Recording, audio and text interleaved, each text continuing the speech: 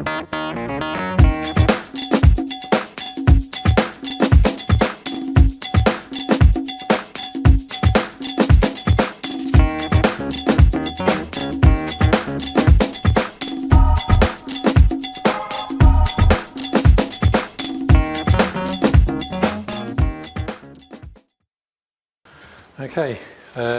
creating an indoor routable network using QGIS and pgRouting.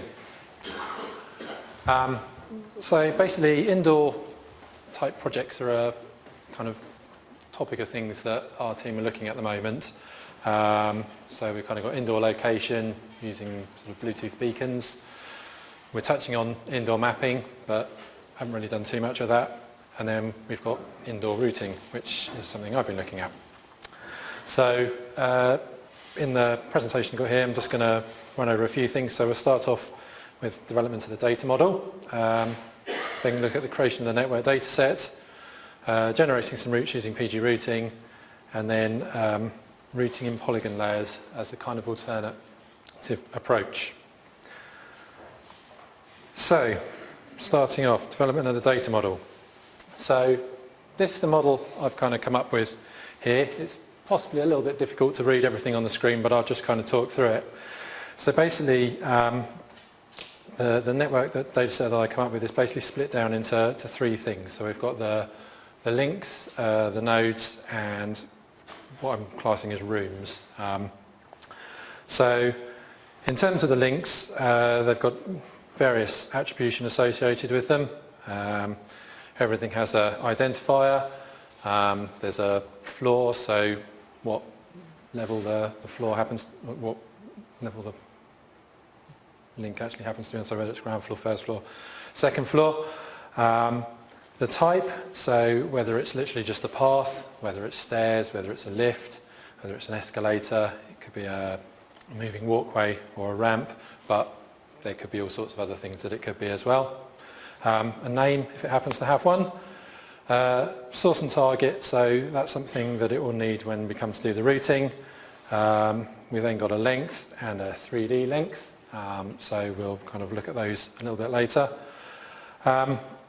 Then I've also got whether it's pedestrian access or wheelchair access, so most links will tend to be accessible to pedestrians.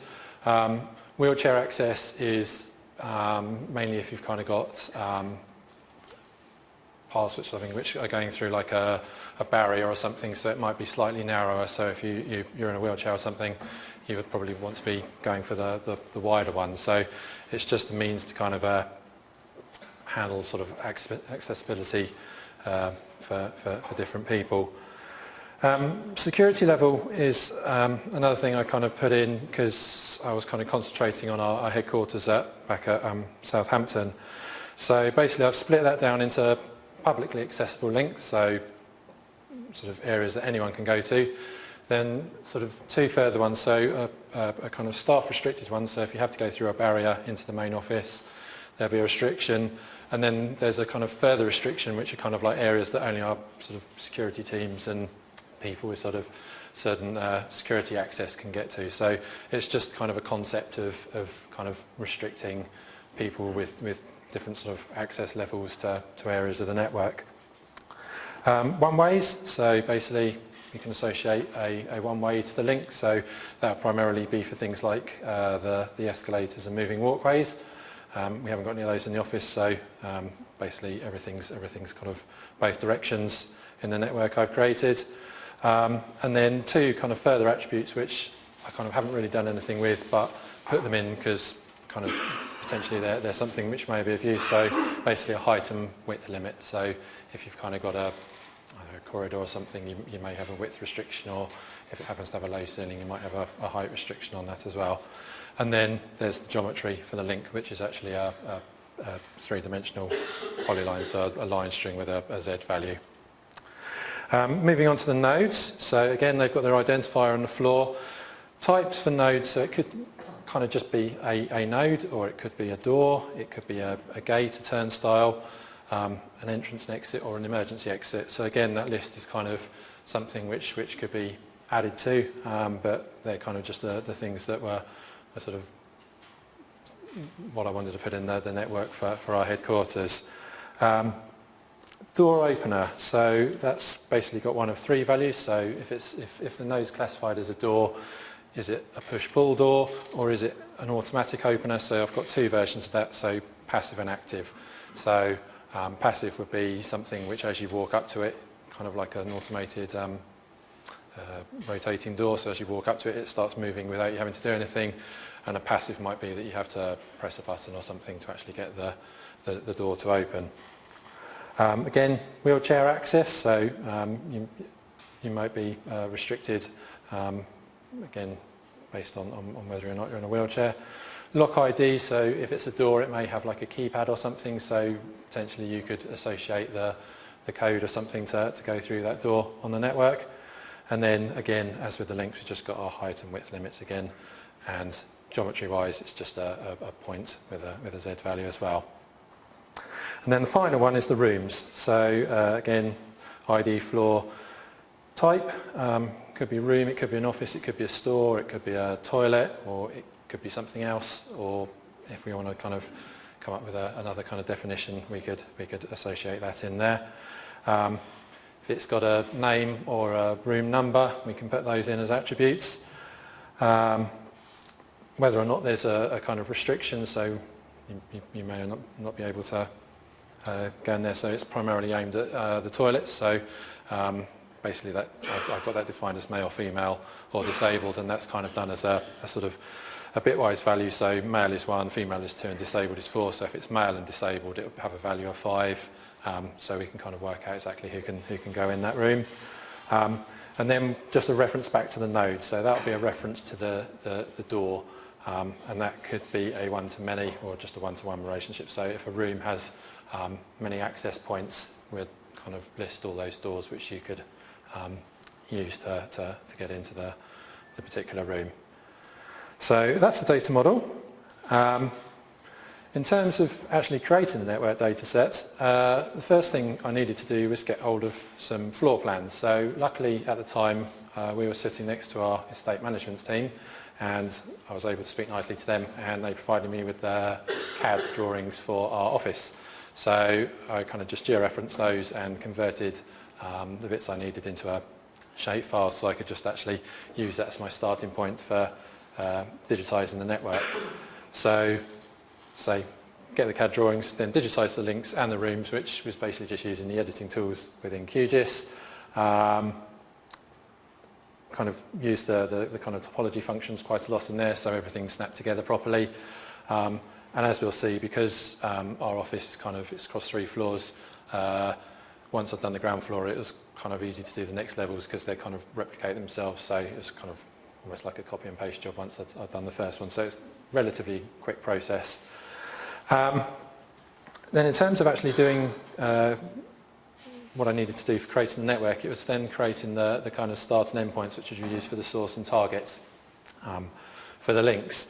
And what I found was when I used kind of tools to generate the start and endpoint value or node values, they weren't actually respecting the Z values. So if we had a kind of stack of points on top of each other, I'd only get one node point, so it wasn't going to work for what I needed for the network. So I kind of had to just run some commands within GDAL to basically select out the start and endpoints for all my links, associate and identify to those, and then just add them back onto the relevant link using the X, Y and Z values.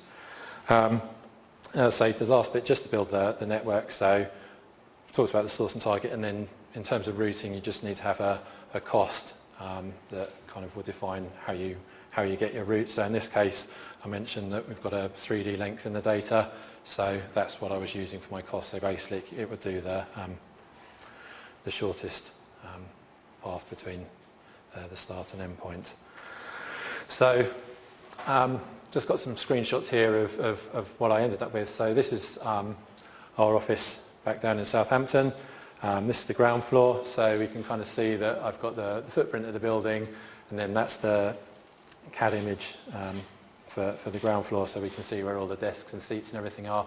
What I kind of concentrated on for what I did in the project was to kind of route from room to room. So, I mean, potentially I could have put kind of route from and all around the desks, but for kind of simplicity in this, I just basically created the network from room to room. So we can kind of just see the various floors of the building. So it's the first floor, and then that's the second floor. So as I kind of said, once I've done the ground floor, it was kind of easier to do the next levels, because they kind of sort of replicate themselves because the floor plan's similar on each of the levels. So what I've got here is I thought it'd just be useful just to kind of export one of the features out as some GeoJSON, just so we can kind of see, well, we've got the attributes there, so the various attributes that I've already discussed, but it was primarily the geometry I wanted to kind of just have a sort of show you. So this feature here is actually one of the lifts that I've captured. So in terms of, we've got it's basically just a line made up of 2 points.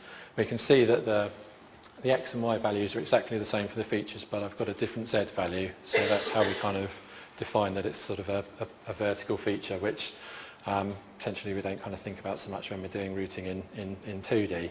So all the features have a Z value, and then within PostGIS you can actually run a function just to calculate the length of that in 3 dimensions, as I said, what we use for the routing.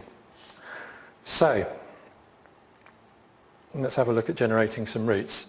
So this uses the QGIS to 3JS plugin, which I think we've kind of mentioned in 1 or 2 of the talks from this morning, and that basically just lets you take the data and view it in 3 dimensions. So we can have a little demo of that here. So this is the data we've got viewing it in 3 dimensions there, and we can basically just see all our stairs going up, and we've got some lifts there.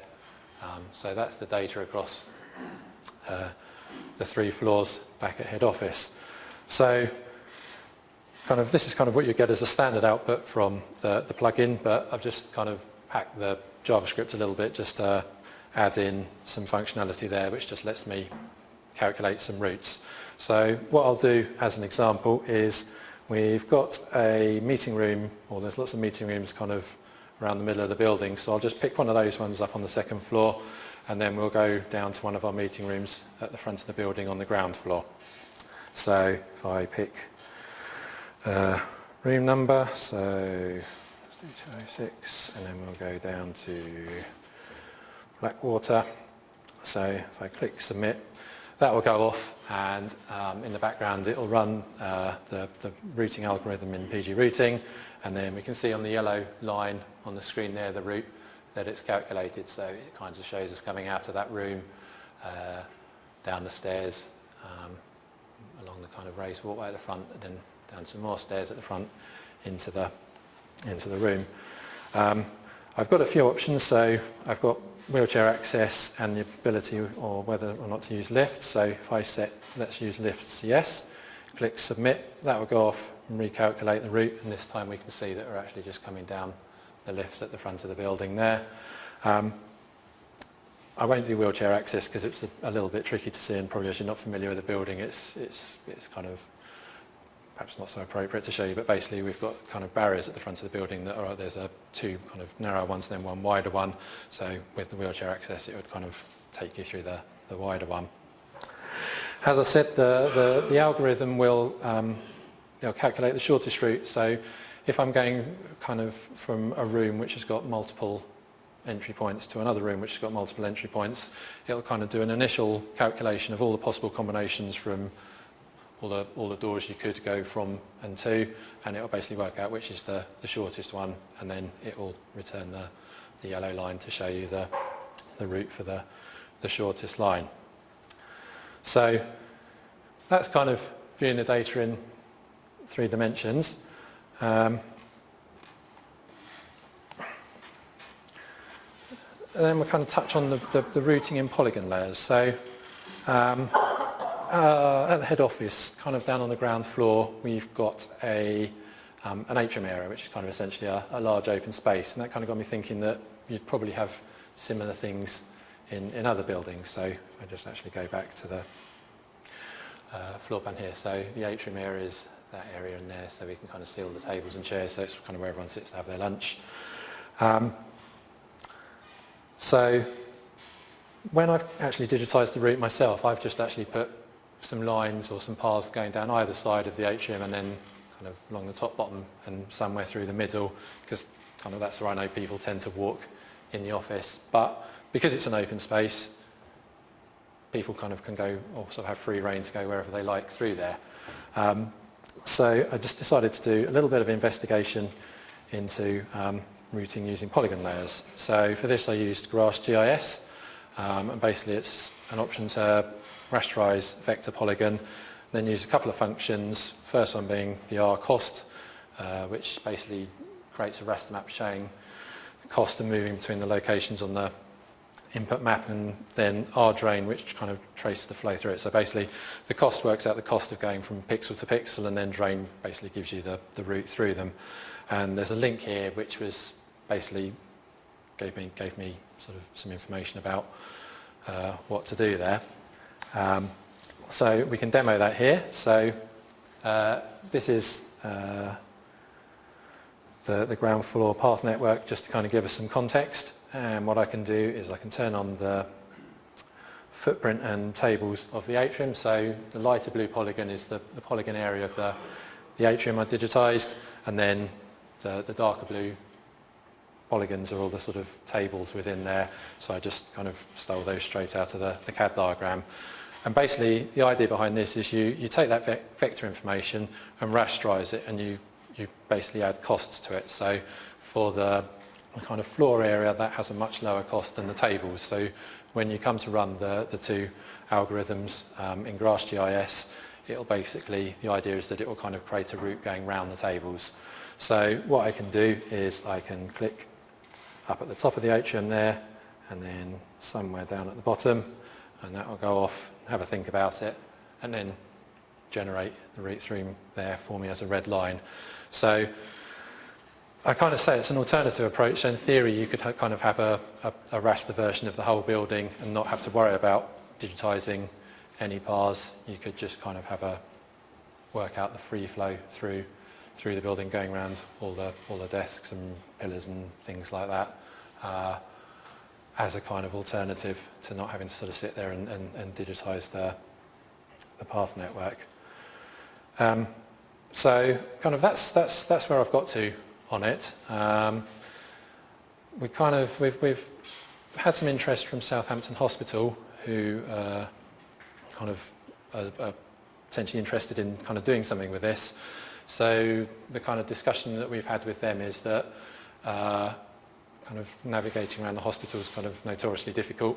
So if you're a patient and you've got to go to sort of your appointment, you don't want the sort of the added stress of having to actually find where you need to go. So could we kind of calculate some routes for them? Likewise, you may also have a lot of not interns at the hospital, the doctors and things visiting the hospital. So again, they're not going to be familiar with the layouts of the hospital. So if their pager goes off or something and they have to get to a particular ward, they don't want to kind of be wondering about where they have to go. So that's the kind of interest we've had. As I say, it kind of links into the three bits we've had. So the indoor location, so kind of identifying where you are in the hospital.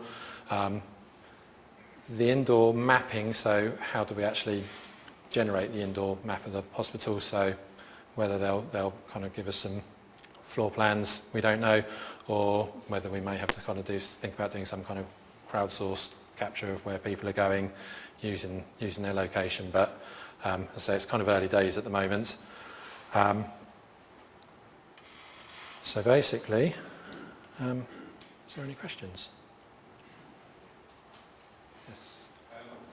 As well as the routing, have you thought about doing network analysis on the network? So looking at things like centrality to find areas that are like behind traffic, or maybe problematic choke points in people trying to leave the building? Yes, we've had a discussion about that. So we kind of thought it'd be useful to kind of do some kind of flow analysis or something, so just kind of see where we know where all our emergency exits are. So if there's an evacuation, if there's more people happening to sit in one of the fingers than another, does that kind of impact how long it takes people to get out? So it's kind of something alongside actually just doing the routing we've thought about, and kind of it's of interest